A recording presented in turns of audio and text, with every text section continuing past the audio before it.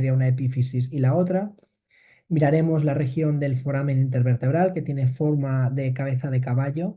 Miraremos la opacidad de este foramen, miraremos que no esté más ancho de lo normal. Miraremos el espacio intervertebral, veremos si está colapsado o no está colapsado, o si tiene, por ejemplo, forma de cuña, que pudiera tener forma así, de que pueda ser sugestivo de posible que haya salido disco intervertebral.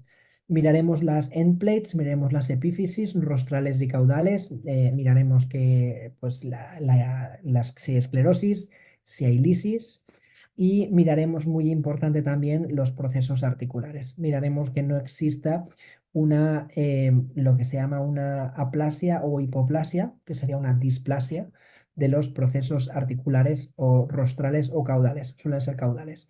Entonces, normalmente se ve como falta de esta concavidad y esta convexidad de esta región que estamos viendo. Luego veremos placas, ¿vale? Pero esto es normalmente así lo más llamativo que hacemos. Miramos luxaciones, miramos discos intervertebrales, miramos epífisis, miramos foramen intervertebral y miramos región de los procesos articulares.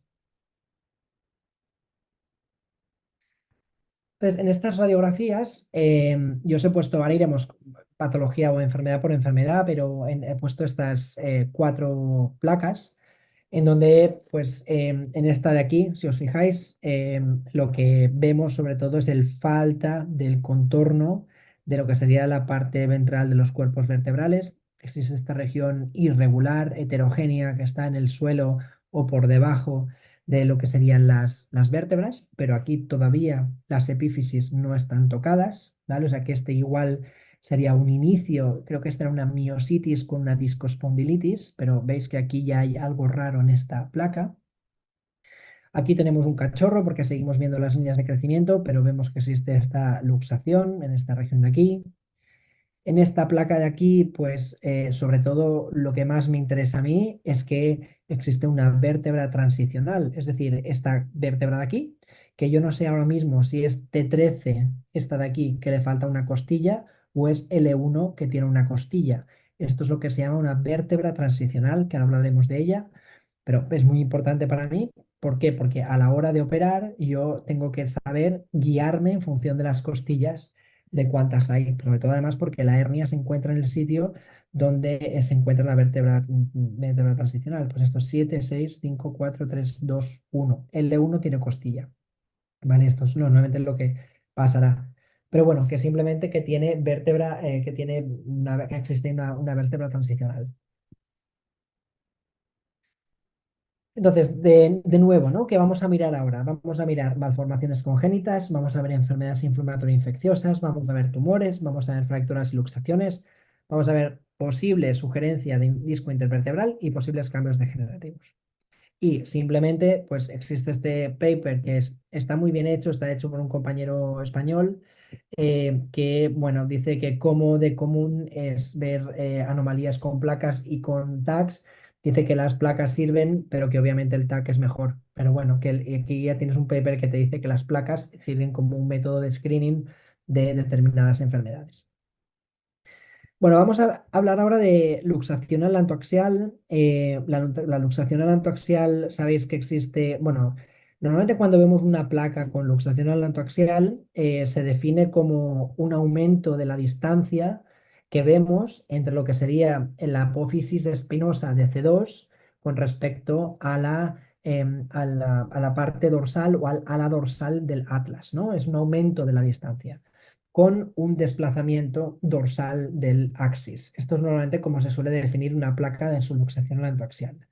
Y cuando tenemos esto, pues es muy importante ver si tenemos una aplasia o hipoplasia del diente o si tenemos otras malformaciones craneocervicales que podemos ver. Muchas veces podemos ver bloque vertebral, que ahora hablaremos de ello, y una placa puede ser muy diagnóstica para el diagnóstico de subluxación alantoaxial. Simplemente se recomienda hacer placas bajo sedación, súper importante no bajar en exceso el cuello, o si los sedamos, cogerles bien el cuello, porque si nosotros le bajamos en exceso el cuello podemos provocar paradas cardiorrespiratorias. Si no está completamente subluxado, lo podemos empeorar nosotros bajando. Y también cuando los vayamos a anestesiar, súper importante no pasarse con el grado de flexión, porque pueden haber sustos. Entonces, claro, esto es muy bonito, ¿no? Pero tú, una radiografía,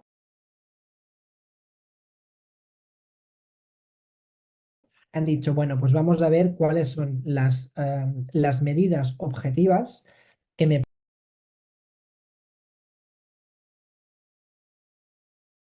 pueden ayudar a diagnosticar vía radiografía una subluxación axial sin flexión, ¿vale? Entonces,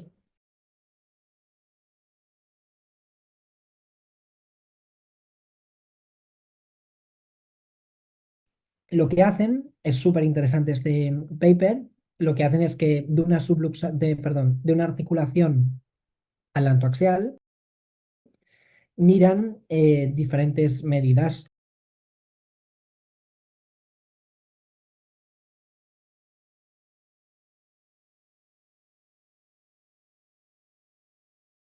o diferentes maneras de valorar la unión entre ambas vértebras, si me permitís el término de unión de ambas vértebras.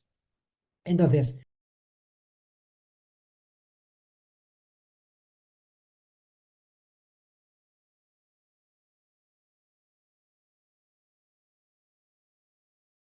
miran diferentes cosas. Miran la distancia atlas con axis, miran este ratio de la distancia debajo del diente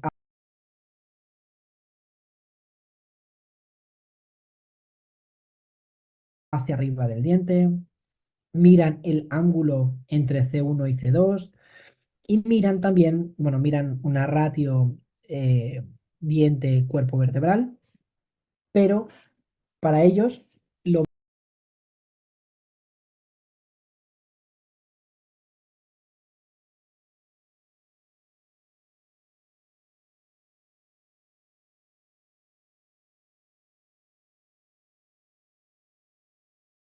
más significativo para el diagnóstico de una subluxación axial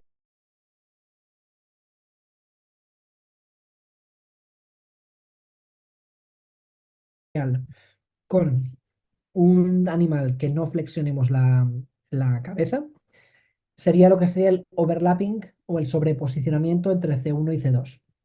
¿Y cómo es esto? Pues ellos lo que hacen es simplemente ponen una línea que se encuentra paralela a lo que sería el techo del canal vertebral y lo que hacen es que ponen una línea, si os fijáis, en la parte caudal del atlas y una línea en la parte rostral del axis.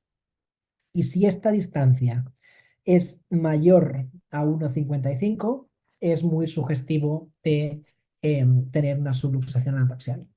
Vale, esto es un paper bastante chulo, bastante reciente, que quien quiera leer un poquito más de información, que se lo baje, pero básicamente esta es la medida que ellos dicen que en un paciente sin flexionar la cabeza podemos ser sugestivo de subluxación anafaxial. Pero luego, claro, vamos a flexionarle el cuello. Yo creo que cualquier perro o gato que flexionemos el cuello, nosotros estamos aumentando esta distancia, ¿no? Entonces, podemos nosotros estar sesgados o estar subjetivamente, bueno, influenciados, perdonad, por el grado de flexión. Entonces, si bajamos mucho el cuello, puede ser que nosotros provoquemos un aumento de esta distancia. Entonces, existe algo objetivo también. Dice, ¿cuánto podemos flexionar? Pues dicen que si nosotros hacemos una línea desde la parte occipital de la cabeza a otra línea, lo que es el techo del canal vertebral, y si nosotros tenemos un ángulo de 51 grados, ¿vale? Si cuando nosotros generamos este ángulo, lo que llaman el atlantoaxial angle, es 10 o más, perdona, es diagnóstico de subluxación atlantoaxial. ¿Qué significa? Que nosotros generamos una línea de aquí, otra línea por aquí, y si esto es más de 51, el ángulo que consiste techo del axis con parte dorsal del atlas, si este ángulo de aquí es 10 o más, es compatible con subluxación axial. Aquí os dejo el paper porque la verdad es que también es bastante chulo y está bastante bien. Vértebras transicionales. Las vértebras transicionales son aquellas que se encuentran en zona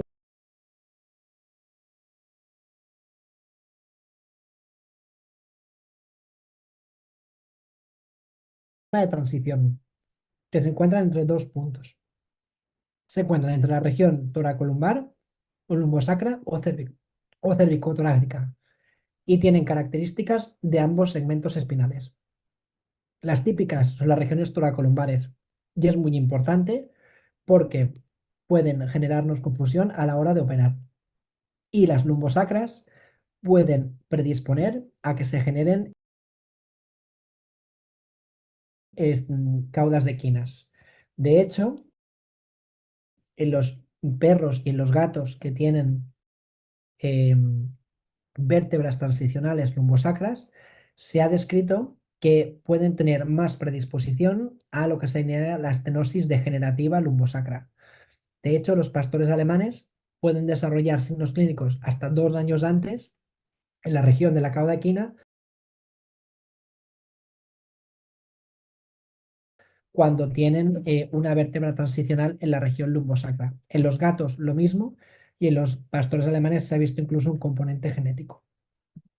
Bueno, ahora voy a coger uno de estos. Bloque vertebral.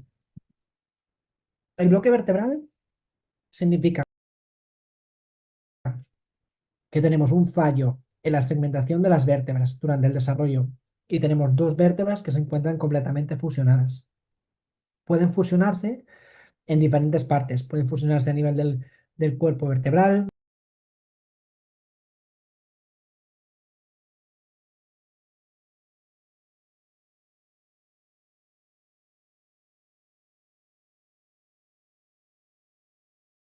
de los arcos vertebrales o incluso puede ser la vértebra entera. Esto clínicamente es muy importante porque en función del grado de bloque que tengamos, puede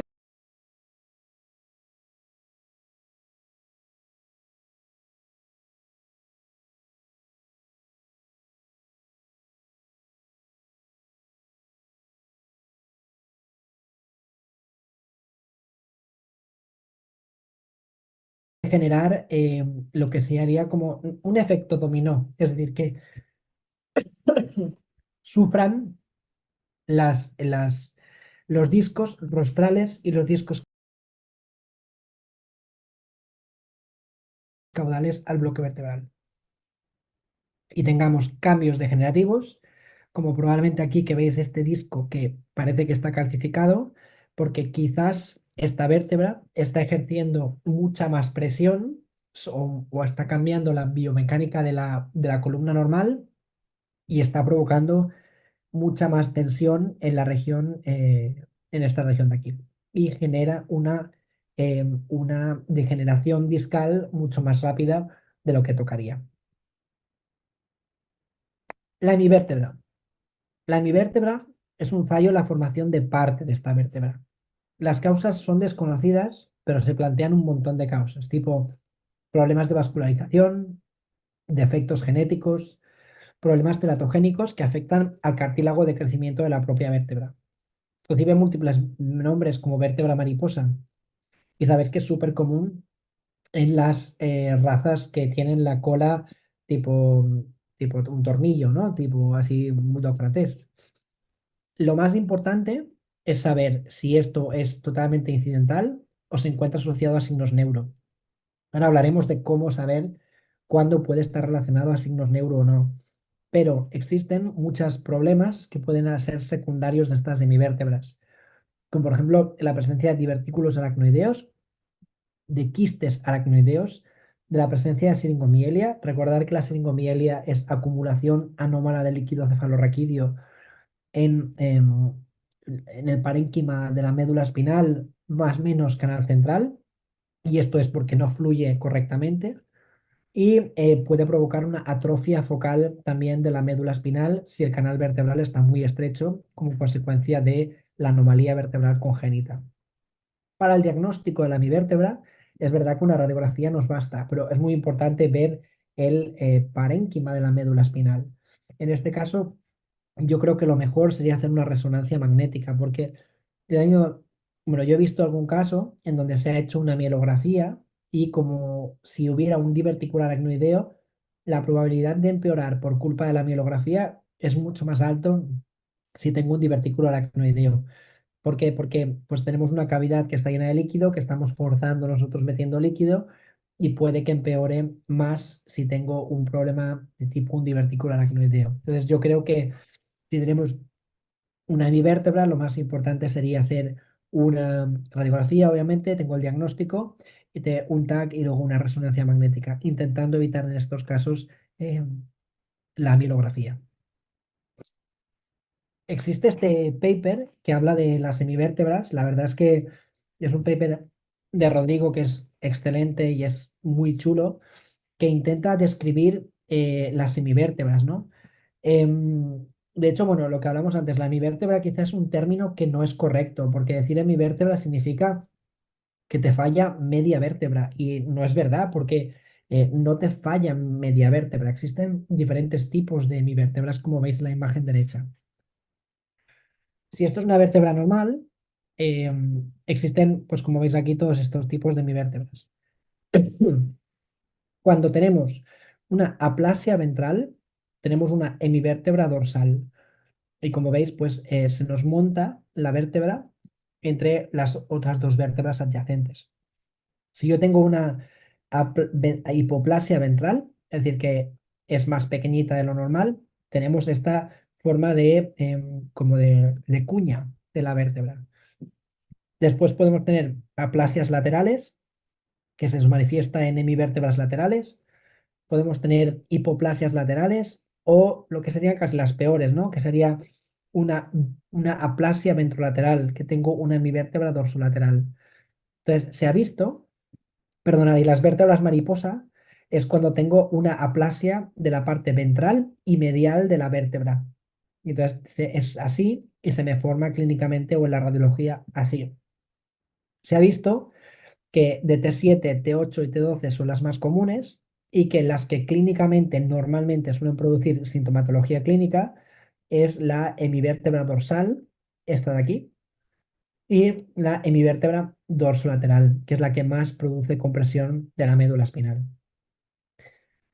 De hecho, bueno, esto simplemente es un paper que es súper curioso, que te habla de que son hereditarias. O sea que si nosotros ya vemos un paciente que tiene mi vértebras, lo más probable es que sus generaciones siguientes también lo tengan. Entonces tendríamos que evitar em, hacer criar bulldog franceses o carlinos con estas hemivértebras.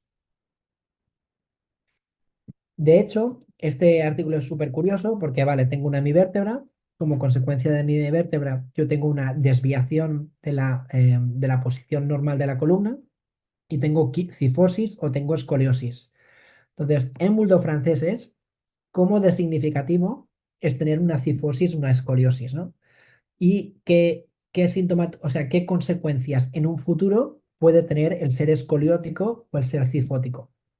Entonces he visto que perros con cifosis tuvieron 2 veces más probabilidades de desarrollar hernias de disco que los no sin cifosis, o sea, que los sin cifosis, que hubo una asociación entre escoliosis y distribución anatómica de la hernia, que eran más comunes tener lumbares, hernias lumbares, los que tuvieran escoliosis, pero el hecho de tener escoliosis no estaba asociado con más probabilidad de tener hernia discal. Con lo cual, la conclusión del estudio fue que los bulldogs con cifosis tenían más probabilidad de tener hernias discales toracolumbares. ¿Vale? Yo tengo una hemivértebra y cómo de significativo es esta hemivértebra. O sea, a veces podemos ver hemivértebras que son no sintomatología, sin sintomatología clínica y otras veces las podemos ver con sintomatología clínica. Entonces, ¿cómo lo sabemos con una radiografía? Pues podemos hacer lo que se llama el ángulo de Cobb. Lo tenemos aquí, el Cobb angle. Y el ángulo de Cobb consiste en hacer dos líneas que al final se van a unir en un punto que me generan un ángulo, que si este ángulo es mayor de 35, tengo probabilidades de tener sintomatología clínica. ¿Cómo se genera este ángulo? Este ángulo se hace desde la parte rostral de la vértebra, perdón, desde la parte rostral, que sería la epífisis rostral, de la vértebra sana por delante de la mi vértebra, como por ejemplo esta de aquí, a la epífisis caudal de la vértebra caudal sana a la mi vértebra. Y cuando ello lo tiramos para detrás, obtenemos un ángulo y si ese ángulo es mayor de 35, tengo probabilidades de tener sintomatología clínica. De hecho, este es el paper más reciente que habla de tags, pero que habla en lo mismo, del ángulo de Cobb. Y el ángulo de Cobb te dice que tiene una sensibilidad muy alta, que los carlinos están muy predispuestos a tener hemivértebra y que el ángulo de Cobb de 35 es lo que más sensibilidad da en lo que te asocia pacientes con sintomatología clínica o pacientes que no se encuentran afectados. Por lo cual, este es 34,5, el anterior es 35 grados. Pero la placa perfectamente me puede ayudar a identificar si clínicamente esa mi vértebra y el examen neuro, obviamente, me está dando la sintomatología clínica, en este caso de un T3L3. Perdonad. La aplasia o la hipoplasia de procesos articulares vertebrales. Sabéis que los procesos articulares, tenemos aquí uno rostral y uno caudal, que los dos se unen, y en una radiografía nos dan esta concavidad y esta convexidad y esta opacidad de articulación. Y los procesos articulares generan un 30% de estabilidad de la columna vertebral, ¿vale? O sea que es muy importante fijarse siempre en los procesos articulares, ¿no? Entre el caudal y el rostral, siempre normalmente el problema suele ser en el caudal, tanto de hipoplasia como de aplasia. Y en función de la raza que tengamos, son diferentes. Los cardinos son muy comunes en T10, T11, T12, T13, y los bulldog franceses o ingleses son muy comunes en T4 y T9. Lo más importante, bueno, ahora lo tenemos aquí, esta radiografía no tiene mucha calidad, y disculpad, pero lo que tenéis que fijaros son en esta región de aquí, ¿vale? Estas de aquí. Estas son las normales. Normal, normal. Quizás aquí un poquito más pequeño, aquí no, y aquí tampoco. O sea que vemos esa falta de concavidad y esa falta de convexidad que me da la opacidad típica de la articulación, se llama cigofagocitaria, ¿sí? De la articulación de los procesos articulares, básicamente. Y aquí cuesta mucho, pero se tendría que ver en estas regiones de aquí, ¿vale? Mirar si faltan o no faltan. ¿Y por qué es importante? Porque es verdad que muchos no se encuentran asociados a sintomatología clínica. Es verdad. Pero es verdad que otros sí que se encuentran asociados a sintomatología. Por ejemplo, aquí te dicen que en perros que se le han hecho un TAC por otras causas, en el 70% de bulldog franceses, en el 85% de los ingleses, y fijaos, en el 97% de los carlinos, vieron hipoplasia de los a procesos articulares y neurológicamente estaban normales. Entonces, esto es verdad que es súper importante, pero yo he tenido muchos carlinos que tienen un T3L3 y tienen lesiones neurológicas como consecuencia de la hipoplasia en los procesos articulares. De hecho, bueno, escribimos este paper también de West Highland White Terriers que tenían hipoplasia de los procesos articulares. ¿Y qué produce? Que hemos dicho que el proceso articular genera un 30% de estabilidad de la columna vertebral de manera crónica. Lo que hace son microinestabilidades muy, muy pequeñitas, muy, muy pequeñas, micromovimientos. Y estos microinestabilidades lo que hacen son pequeñas contusiones en la médula espinal que puede provocar varias cosas. Una, que la médula espinal se haga más pequeñita de lo normal y se atrofie como consecuencia del micromovimiento. Puede provocar que se genere un tejido de fibrosis o hipertrófico dorsal y ventral como consecuencia de la inestabilidad. Puede provocar divertículos aracnoideos, puede provocar que la médula espinal, como os he hablado, se haga más pequeñita y se gliose. Entonces, hay veces y muchas que pueden provocar también signos clínicos asociados, sobre todo cuando no son razas brachiocefálicas típicas, que se ha visto que es muy normal verlos de manera incidental y de manera normal. Entonces, lo típico es un T3L3 crónico, progresivo muy lento, sin dolor espinal cuando tocamos la columna en general. Os he puesto este paper porque en Carlinos es súper común, como habéis visto, y la patología se llama mielopatía constrictiva. Al final lo que se produce es que de la inestabilidad se produce un tejido de alrededor, que se hipertrofia, que constriñe la médula espinal y la aprieta la médula espinal. Se llama mielopatía constrictiva. Y hay artículos de reso solo de esta enfermedad. Entonces, como veis aquí, pues vemos una hipertrofia porque se desvía ventralmente la parte dorsal de la médula espinal. Hay una pequeñita hernia discal o protusión aquí, que la veis aquí, como dice que tiene como forma de V. Después vemos que la parte dorsal es asimétrica, el líquido cefalorraquídeo, porque también este tejido fibrótico aprieta y penetra. Se ha visto incluso que a veces puede penetrar la dura madre.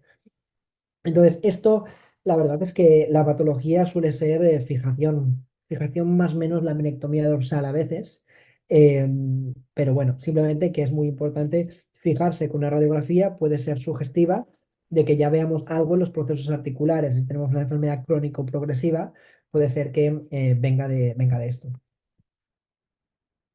La espina bífida es otra cosa que podemos ver con una radiografía. Sabéis que es la fusión incompleta dorsal de los arcos vertebrales y es un problema congénito. Se ven las radiografías normalmente ventrodorsales, que veis esta región de aquí, que es las apófisis espinosas no están correctamente fusionadas. Hay varios tipos, unas que causan sintomatología clínica y otras no causan sintomatología clínica. Los que las causan se llaman la abierta o la cística y se produce una herniación de las meninges más o menos tejido encefálico a través del agujero del canal vertebral porque no se ha fusionado correctamente lo que serían las apófisis espinosas.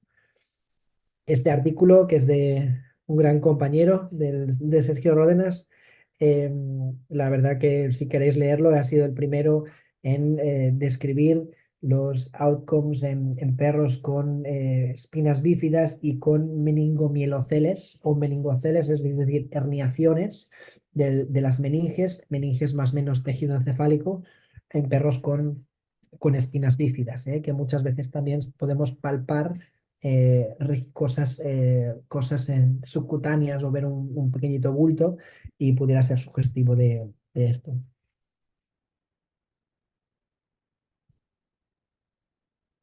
Discospondilitis.